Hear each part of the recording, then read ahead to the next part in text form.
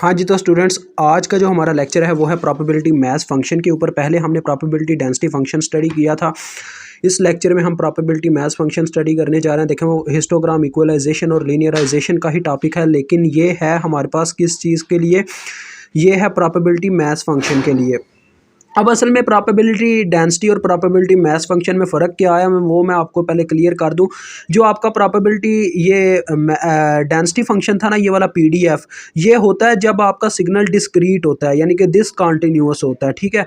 जबकि जो आपका प्रोबेबिलिटी मैथ्स फंक्शन है ये उस वक्त अप्लाई होता है जब आपका सिग्नल जो है वो कंटिन्यूअस होता है, ठीक है। अब देखो, वो कहता है for discrete values the probability of occurrence of, यानी कि डिस्क्रीट वैल्यूज़ तो होंगी लेकिन सिग्नल आपका जो होगा कॉन्टीन्यूस टाइप होगा। तो देखो, वो कहता है the probability of occurrence of intensity level R K, यानी कि आर के की जो प्रोबेबिलिटी अकर होने की जो प्रोबेबिलिटी होती है एक डिजिटल इमेज के अंदर, वो नीचे आपको अप्रॉक्सीमेटेडली गिवन है, ठीक है जी। वो ये कहना चाह रहा है इज अप्रॉक्सीमेटेड बाय, यानी कि उसको इस तरह से हासिल किया जाता है, उसका फार्मूला बता रहा है वो। तो देखें, ये इनपुट इंटेंसिटी है, यानी इनपुट इंटेंसिटी है। इनपुट इंटेंसिटी की प्रोबेबिलिटी जो कि बराबर है मेरे पास कि, यानी कि आपको पता है एन के हमारे पास क्या होता है, ये मैंने आपको प्रीवियस लेक्चर में बताया था। एन के असल में ये होता है कि आपके पास फॉर एग्जांपल एक इमेज है, मैं यहाँ पे एक इमेज की वैल्यूज़ लिखता हूँ। लाइक इमेज है जिसमें आपके पास एक पिक्सल 1 का, एक 2 का, एक 1 का, फिर आपके पास 3 का एक पिक्सल है, 3 मतलब के पिक्सल की इंटेंसिटी वैल्यू है, देन 5 है। तो बच्चों देखो, इस इमेज के अंदर आपको ना कुछ इंटेंसिटी की वैल्यू ऐसी दिखाई दे रही होंगी जो रिपीट हो रही हैं, यानी कि जैसे ये 1 है तो ये 3 दफ़ा रिपीट हुआ है। तो ये जो एन के है ना, ये नंबर ऑफ रिपीटिंग को बताता है, यानी कि कितनी दफ़ा वो वैल्यू, यानी कि पिक्सल की सेम वैल्यू अकर कर रही है अपनी इमेज के अंदर, यानी कि एग्जिस्ट कर रही है। तो फॉर एग्जांपल मैं अगर 1 के लिए इसकी प्रोबेबिलिटी निकालता हूँ ना यहाँ पे, तो यहाँ पे आएगा देखो पी आर इंटू 1, और यहाँ पे एन के की जगह पुट होगा 1, जितनी दफ़ा यहाँ पे यानी कि आ रहा है इस इमेज के अंदर जितनी दफ़ा जाहिर हुआ है, तो 3 दफ़ा ये सेम वैल्यू है 1, तो डेट्स वाई एन के की वैल्यू 3 होगी। तो यहाँ पे 3 आ जाएगा और बटे में टोटल नंबर ऑफ रोज और टोटल नंबर ऑफ कॉलम्स। अब ये कितनी रोज हैं इस इमेज की? ये 2 रोज हैं और 3 कॉलम्स हैं, तो बटे में आ जाएगा 2 ज़रबे 3। तो ये कंसेप्ट होता है, ठीक है। मैं आपको फिर से रिपीट कर गया हूँ।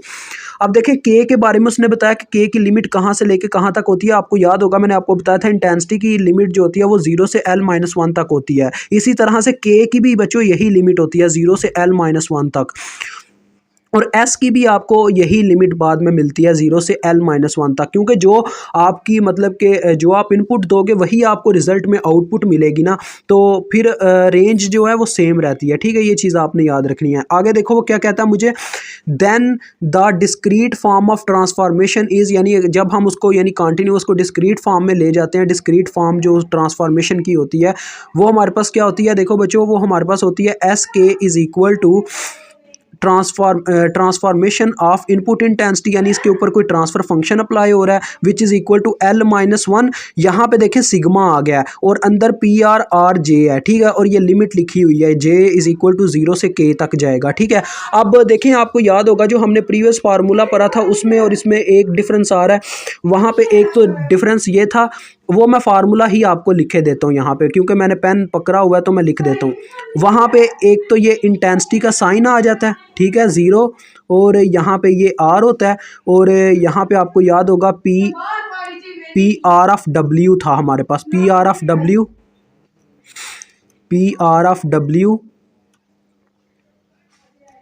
डी डब्ल्यू, याद है ना?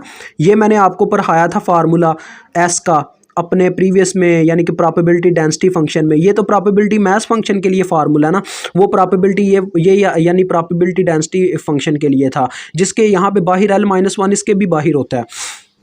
अब देखें फ़र्क दोनों में क्या आया, फ़र्क यह है यहाँ पे सिग्मा आ गया, वहाँ पे था इंटीग्रेशन, यहाँ पे सिग्मा अप्लाई होता है, यानी कि वैल्यूज़ आपस में जमा हो जाती हैं 0 से के तक जो वैल्यूज़ हुआ करेंगी। अब ये आपको जब मैं न्यूमेरिकल करके दिखाता हूँ आपको फिर समझ आती है। तो देखें, आगे उसने फार्मूला बताया हुआ है कि एस के को इस तरह से भी हासिल किया जा सकता है। देखें, सिंपल सी बात है, एस के उसने ना पी आर जे की जगह ना उसका वो फार्मूला पुट कर दिया जो ऊपर मौजूद था। तो पी आर जे की जगह जब उसका फार्मूला पुट हुआ है तो देखें जो के है ना, के की जगह जे क्यों आ गया? क्योंकि देखें वहाँ पे एन के पुट हुआ है, लेकिन ये जो के है ना इसने बाद में पुट तो हो ही जाना है जब जे की रेंज पुट होगी एन की यहाँ पे। तो डैट्स वाई उसने इस वजह से यहाँ पे के को जे से रिप्लेस कर दिया हुआ है, एन जे लिख दिया हुआ है। और जो उसके बटे में एम एन था ना उसका सिग्मा से कोई लेना देना नहीं है, डैट्स वाई उसको बाहर ले गया हुआ है। तो फाइनल फार्मूला हमारे पास ये आ जाता है। अब मैं इसका न्यूमेरिकल आपको करवाता हूँ रजिस्टर पर ले जाकर, ठीक है जी। तो चलें चलते हैं अपने रजिस्टर पर। हाँ जी, तो स्टूडेंट्स ये रही हमारी problem number exercise example number 3.2, ठीक है जी, जिसके अंदर वो कहता है कंसिडर अ 3 बिट इमेज। ये वही आपके लिए एग्जांपल मैंने चुनी है जो आपको यानी मैं आगे समझा रहा था प्रोबेबिलिटी मैथ्स फंक्शन। तो देखें इसमें वो कहता है कंसिडर अ 3 बिट इमेज, यानी कि 3 बिट इमेज को कंसिडर कीजिए, यानी के की वैल्यू 3 है, ठीक है जी। और आपको याद होगा मैंने आपको बताया था लेवल्स कैसे हम फाइंड आउट करते हैं, एल इज़ इक्वल टू 2 की पावर के होती है। तो ये के 3 के बराबर है तो 2 की पावर 3 यानी वो 8 के बराबर आना था। तो ये उन्होंने क्वेश्चन के अंदर ही दे दिया हुआ है, लेकिन आपको पता होना चाहिए ये कैसे आता है, ठीक है। आगे देखें वो कहता है इमेज का साइज़ क्या है, इमेज ऑफ साइज़ 64 क्रॉस 64, यानी कि उसकी नंबर ऑफ रोज 64 है और नंबर ऑफ कॉलम्स भी 64 हैं। और उसने उन दोनों को मल्टीप्लाई करके भी हमें दे दिया हुआ है, यानी कि क्वेश्चन में काफ़ी ज़्यादा सहूलतें हैं इस क्वेश्चन के अंदर। वो कहता है पिक्सेल्स, यानी इतने पिक्सेल्स हैं हमारे पास, has intensity distribution shown in table, यानी कि जिनकी जो इंटेंसिटी डिस्ट्रीब्यूशन हुई हुई है वो आपको टेबल में दिखाई जा रही है, वो ये कहना चाह रहा है, ये नीचे टेबल है, ठीक है। आगे वो कहता है where the intensity levels are integers in the range, यानी कि जो इंटेंसिटी लेवल्स हैं उनका उनके जो इंटीजर्स हैं वो इस रेंज के बीच में आ रहे हैं 0 से L-1 तक, जो कि 0 से 7 बनता है, क्योंकि L-1 देखें 8 में से 1 माइनस कर दूँ 7 बनता है। तो यानी वो कहना चाह रहा है कि जो इंटेंसिटी लेवल्स है ना उन वो जो इंटीजर्स आ रहे हैं ना इंटेंसिटी लेवल्स के लिए वो इस रेंज में है, 0 से 7 के बीच में है।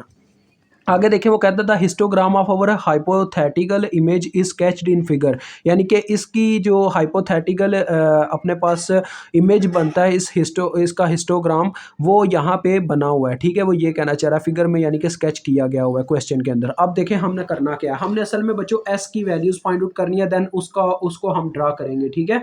ये असल हमारा काम होने वाला है।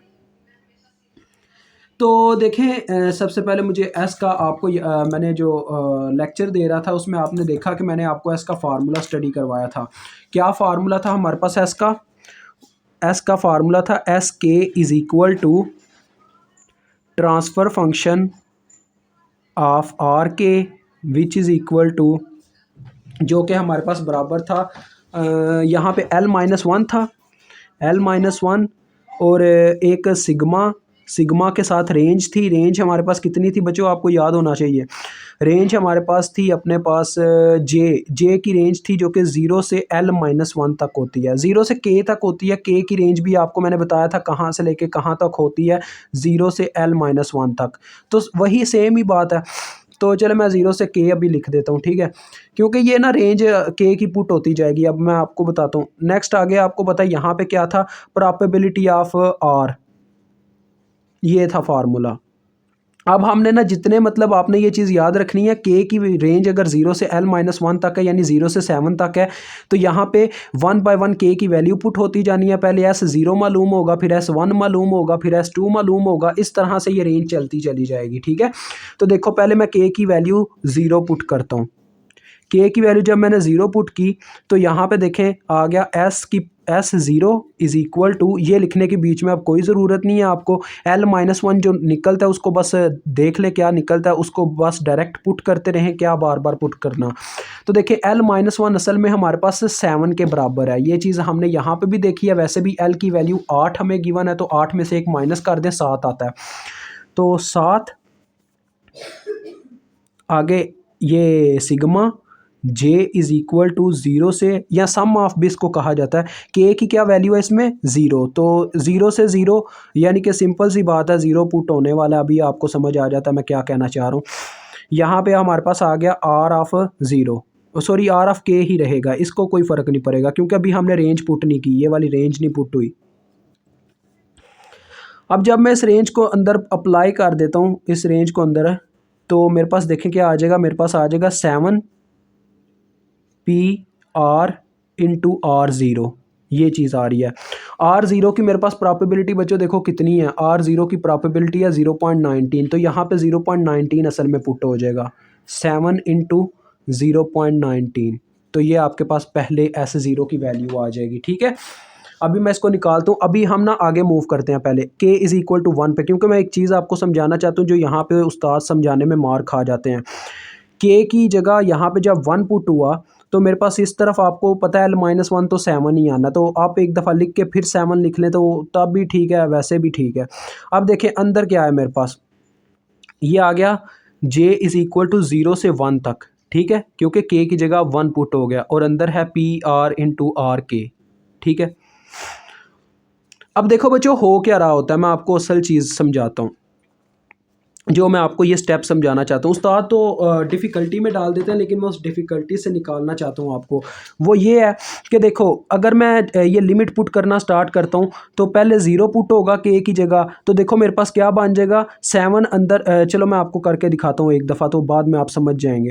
देखिए जब ये 0 पुट हुई लिमिट तो मेरे पास आ गया P R into R zero. फिर जब दूसरी लिमिट पुट हुई 1, यानी 1 तक ही जाएंगे ना, 0 से 1 तक हमने पुटिंग करनी है, तो 1 जब मैं पुट करूंगा k की जगह तो मेरे पास आ जाएगा पी आर इंटू आर 1। अब ज़रा गौर करो, अगर मैं 7 को अंदर ज़रब करवा देता हूँ, S1 इज़ इक्वल टू, ये 7 अगर अंदर ज़रब हो जाता है तो एक तरफ बन रहा है 7 पी आर इंटू आर नाट और एक तरफ आ रहा है 7 पी आर इंटू आर 1। अब एक बात ज़रा गौर से समझिएगा,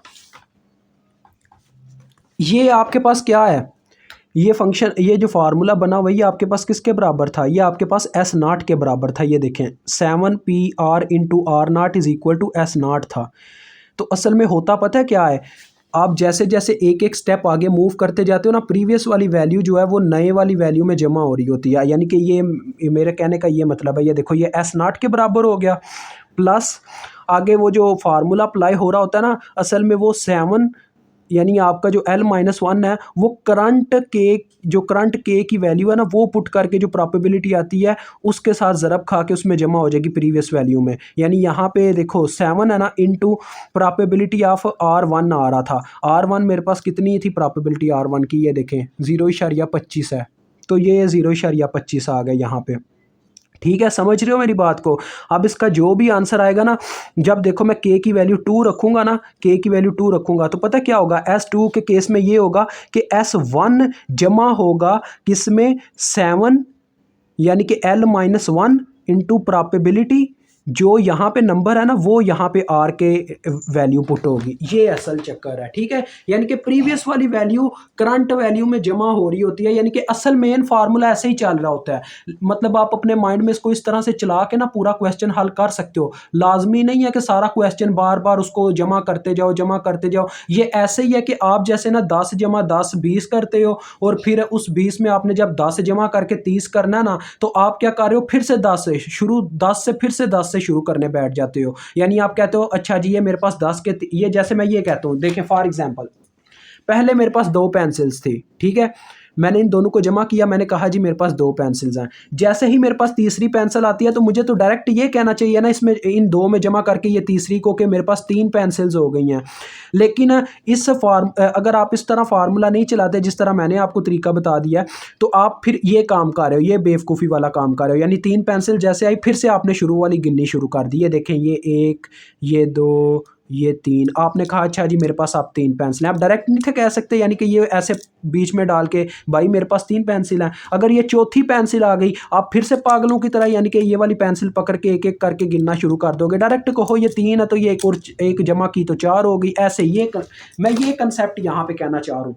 यानी आप ये गलती करते हैं यहाँ पे, यानी कि ये बनाने वाले ने गलती की हुई है, ये वाला क्वेश्चन, या समझाने वाले की भी गलती होती है। अब चलें, बहरहाल अब देखें S3 आ गया ना, तो प्रीवियस वाली वैल्यू जमा करेंगे, ठीक है, किसमें, करंट वैल्यू में। यानी कि ये फार्मूला, ये असल मेन फार्मूला बच्चों ये है l-1, ठीक है। मेन फार्मूला मैं आपको लिख के देता हूँ, यहाँ पे रुक जाए, l-1 और साथ में अपने पास होता है पी आर और यहाँ पे होता है अपना आर के, हाँ जी आर के, ये फार्मूला होता है। ये जो ये वाला नंबर मैंने लिखा है ना, इसकी जगह ये आपका मेन ये फार्मूला है, ये फार्मूला लिख के रख लें। ये फार्मूला असल फार्मूला है, यानी S k-1 यहाँ पे के होता है, ठीक है। के की वैल्यू इस वक्त 3 है ना, डेट्स वाई मैंने 3 पुट करके वो फार्मूला ओपन कर दिया था। लेकिन यहाँ पे मेन फार्मूला ये है, मैं यहाँ पे लिखे देता हूँ, ये देखें ये मेन फार्मूला आपका एस के इज इक्वल टू एस के -1 प्लस एल -1 और साथ में होता है प्रोबेबिलिटी ऑफ आर के, करंट यानी के की वैल्यू होती है। ये फार्मूला अब आप इस्तेमाल करते जाओ, देखो आपका क्वेश्चन सॉल्व होता जाएगा। एस के -1, के की वैल्यू मेरे पास यहाँ पे 3 है तो यानी S2 आ जाएगा। S2 यहाँ पे मैंने पुट करना है तो ये S2 आ गया, प्लस आगे L की वैल्यू मेरे पास आपको पता है, ये वैसे ही आपको पता होना चाहिए 8 है, 8 में से 1 माइनस करूँ 7 रह जाएगा, और 7 प्रोबेबिलिटी P R, और के की वैल्यू मेरे पास यहाँ पे कितनी है 3 है तो यानी यहाँ पे R3 आ जाएगा। अब मैं इसको सॉल्व कर लूँगा बाद में, चलें अभी मैं आपको बस जस्ट करके दिखा रहा हूँ ये क्या होता है। आगे जब ये 4 आएगा, देखो बच्चों के की वैल्यू जब 4 हो जाएगी तो ये हो जाएगा S4 इज इक्वल टू 4 - 1 यानी S3 प्लस L -1 यानी कि 8 - 1 हुआ तो 7 रह गया, फिर से 7 P R, और R करंट के की वैल्यू यहाँ पे होती है तो ये 4 आ गया, यहाँ से फार्मूला बनेगा।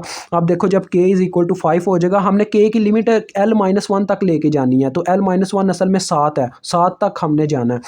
तो देखें यहाँ पे इस दफ़ा आ जाएगा S5 S4 plus 7 PR R5, ठीक है जी।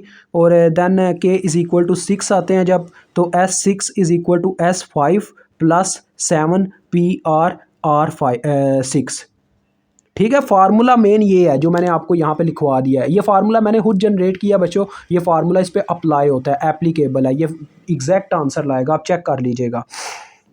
उसके बाद बच्चों जब k इज़ इक्वल टू 7 होगा यानी L -1 तक पहुंच जाएगा तो हमारे पास क्या फार्मूला बनेगा, S6 प्लस 7 PR R7, ठीक है। अब इसमें मैं वैल्यूज़ पुट करके इनके आंसर लिखता हूँ। देखें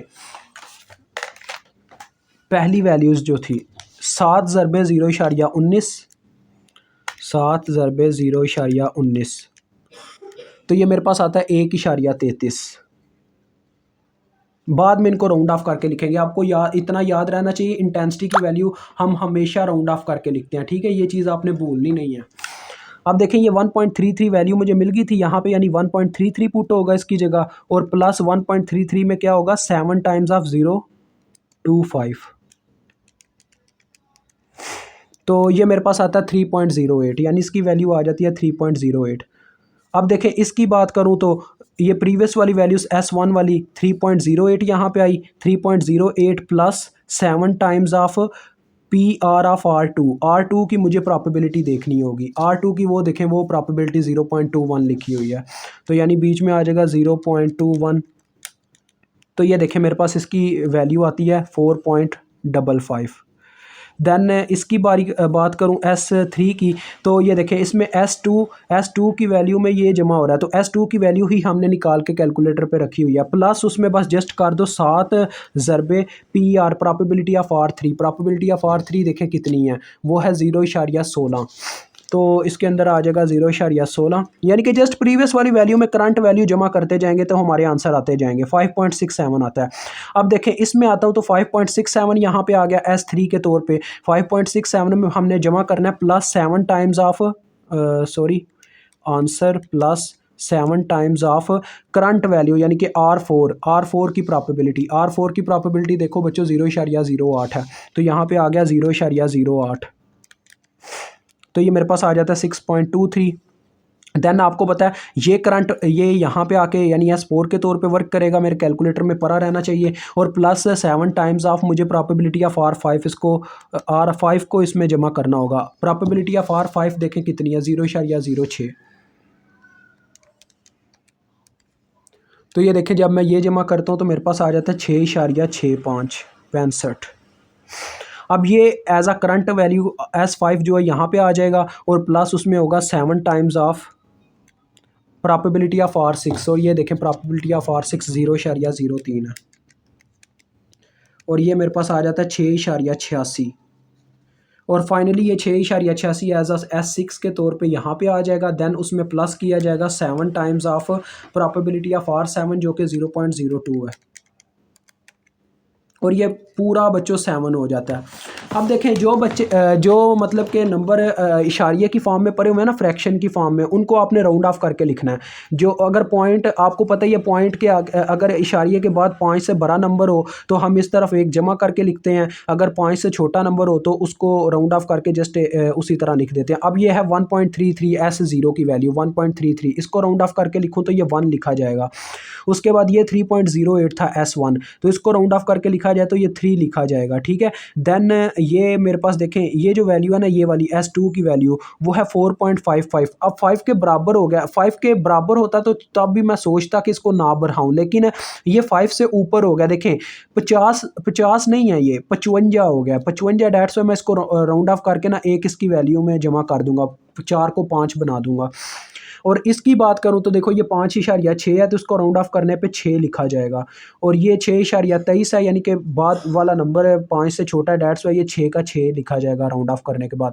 और ये 6.6 है, यानी 5 से बड़ा नंबर है इशारिये के बाद, तो डेट्स वाई ये 7 हो जाएगा। और ये भी 7 हो जाएगा, क्योंकि ये भी देखें ना 6 के बाद इशारिये के बाद बड़ा नंबर है 5 से, डेट्स वाई ये भी 7 हो गया, और ये ऑलरेडी 7 है। तो आपके पास फाइनली ये वैल्यूज़ आती हैं, यानी S0 की वैल्यू आती है 1। मैं आपको लिख देता हूँ यहाँ पे, ये देखें S0 आपके पास आता है, S0 आपके पास 1 आया, S1 आपके पास 3 आया, और उसके बाद आपका S2 जो है, S2 आपके पास आया है कितना, 5। जो आपका S3 है वो आपके पास आया 6, S4 आपके पास 6 आया, उसके बाद S5 जो है वो आपके पास 7 आया, और S6 और S7 जो है ये भी दोनों 7 ही आए हैं, ठीक है जी। तो ये आप इसका हिस्टोग्राम भी ड्रा कर सकते हैं बच्चों, आपको पता होना चाहिए कैसे ड्रा करेंगे। इसी तरह से आप ना आपने पता क्या करना है, एक तरफ यहाँ पे S की वैल्यूज़ ले लेनी है, ठीक है। वैसे S की वैल्यूज़ तो नहीं लोगे, रुको मैं आपको बताता हूँ, जस्ट एक मिनट बच्चों। ये बच्चों आप ग्राफ देख सकते हैं किस तरह से आप हिस्टोग्राम ड्रा कर सकते हैं, इतनी मुश्किल नहीं है।